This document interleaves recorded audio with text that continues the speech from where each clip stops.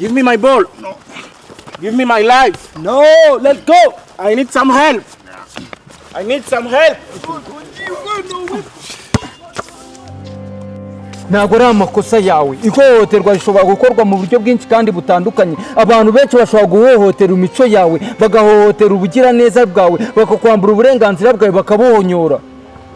Ariko nta gihe na kimwe uzigera ugira imico ishimisha abantu bose. Ugomba kumenya ko atari amakosa yawe. Mbashije gusubira inyuma nkaganira nanjye w'imyaka 8 kugeza ku myaka 10.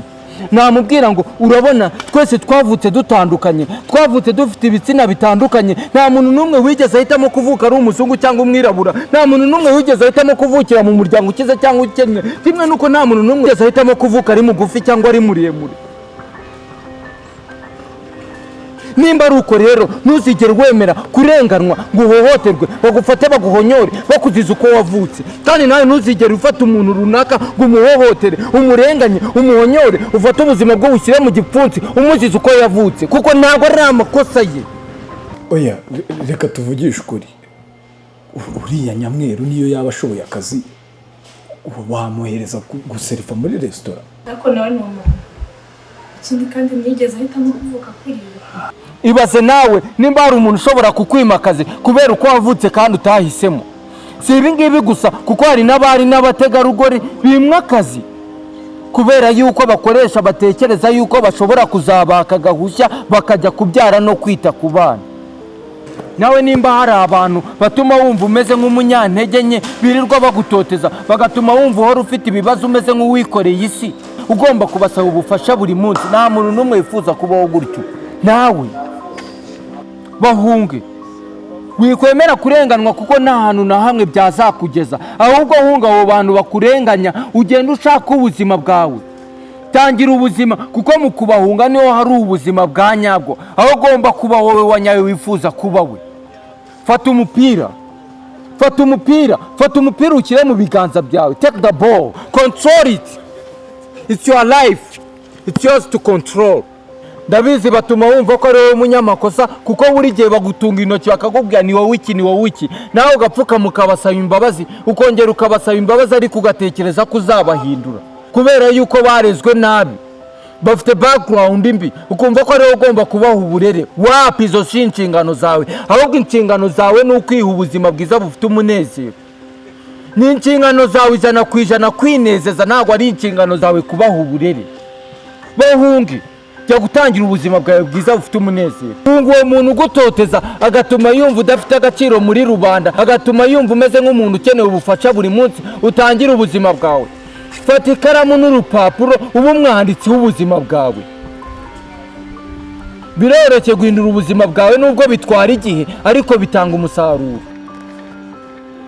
Kandi ibi bituma isi ibamo abantu babiri. Hari umuntu ubona ubuzima akabona ko nta kintu na kimwe ashobora guhindura, akicara akirirwa yirenganya avuga ngo abandi bana bavutse gutya, ibi n'ibi.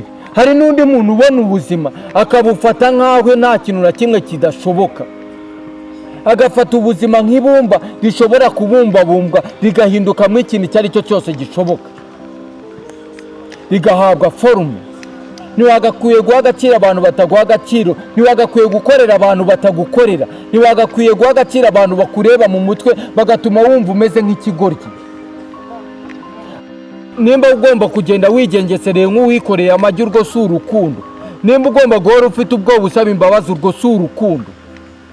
Nimba udashobora kuba wowe igihe uri kumwe nabo, urwo si urukundo. Kuko urukundo n'ubwoba ntibigendana, ntibikorana, ntibizigera binaturana n'iri na rimwe. Ndabizi biragoranye kuva mu icyo gikundi, ariko ugomba kwibonamo imbaraga zihagukura. Imbaraga zigutera guhunga umuntu utagufitiye akamaro, ukareka kwitwara neza ku muntu utari kukwitwaraho neza. Kuko icyo ntabwo ari igihombo, ahubwo ni inyungu nyinshi cyane. Ariko ibaze nk'ibi bintu, nimba ubana n'abantu ugakora ibintu udakunda, ni iki gisigaye muri wowe uretse kwirenganya, ukicara hariya ukarira, maze nabo bakaza bakakubonerana, bakagukandagira hejuru, bakaguhonyora, bakakurenganya koko byanyabyo. Uzi impamvu nkunda abantu bakora siporo? Baremera bakababara, bakitanga, bakiruka, bakitoza amanywa n'ijoro, bakava ibyuya, ariko ntibemere gutsindwa. Reba nk'abantu bakina umukino w'iteramakofe, baterana amakofi bagakomereka bakava amaraso ariko bakizirika kugira ngo batsindire imidari n'ibikombe. Uzi itandukaniro ryabo n'abandi bantu, bemera yuko mu buzima nta kintu na kimwe kitari icyabo. Areba igikombe akavuga ngo kiriya gikombe ni icyanjye, akakirwanira koko kandi agashyirwa kigezeho. Nawe bashije gufata iyo principe y'imitekerereze ukayinjiza mu buzima bwawe bwahinduka. Bamwe abo bantu bari kugutoteza bakaguhohotera bagatuma wumva nta gaciro ufite, utangira ubuzima bwawe bwa nyabwo kuko ufite ibintu byinshi byo guhisi, ufite imbaraga, ufite ubwiza, ufite ubwenge. Bamwe abo bantu bari kukubuza umunezero wawe. Yo, what's up? Hohoterwa ni ikintu duhura nacyo mu buzima busanzwe bwa buri munsi, kandi kikaba tukireba tukakirebera rimwe na rimwe tukabyima amaso, kandi n'uruhare rwa buri muntu ari we wese kuba yarwanya ihohoterwa ashyizemo imbaraga ze zose agakora uko ashoboye. Yaba ihohoterwa rishingiye ku gitsina, ihohoterwa rishingiye ku ruhu cyangwa ku bumuga runaka umuntu afite, ndetse n'aho umuntu akomoka, wakakwiye kurirwanya uko ushoboye uko ariko kose.